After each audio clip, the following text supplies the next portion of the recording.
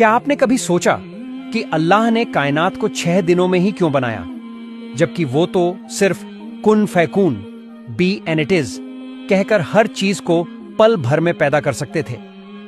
फिर बार बार कुरान में 6 दिनों का जिक्र क्यों किया?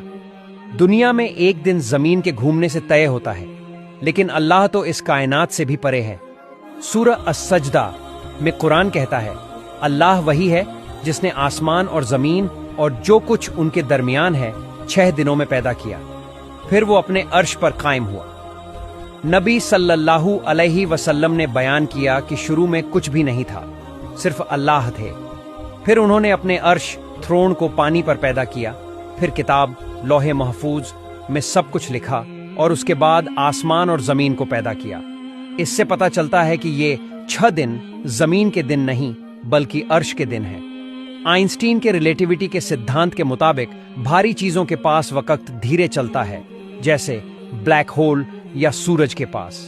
अब सोचिए, अल्लाह का अर्श जो 7वें आसमान से भी परे है और जिसे ताकतवर फरिश्ते उठाए हुए हैं, वहां वक्त की रफ्तार जमीन से कितनी अलग होगी। अब इसे साइंस से मिलाते हैं। कायनात की उम्र साइंस के मुताबिक 13.8 अरब साल है। अगर ये 6 अर्श के दिन हैं तो एक अर्श का दिन लगभग 2.3 अरब साल होगा।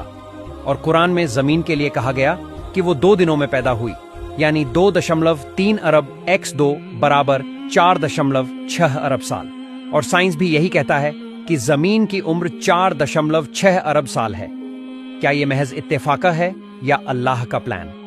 अब सोचिए, नबी सल्लल्लाहु अलैहि वसल्लम ने फरमाया, मैं कैसे इत्मीनान करूं जब इस्राफील ने सूर फूंकने के लिए अपने होठों तक ले आया है और बस हुक्म का इंतजार कर रहा है।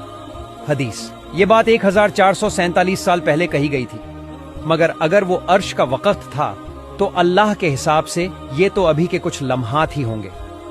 क्या 6 दिनों की ये कहानी हमें बता रही है कि 7वां दिन कयामत का दिन हो सकता है? क्या हम अल्लाह के वक्त के आखिरी किनारे पर खड़े हैं?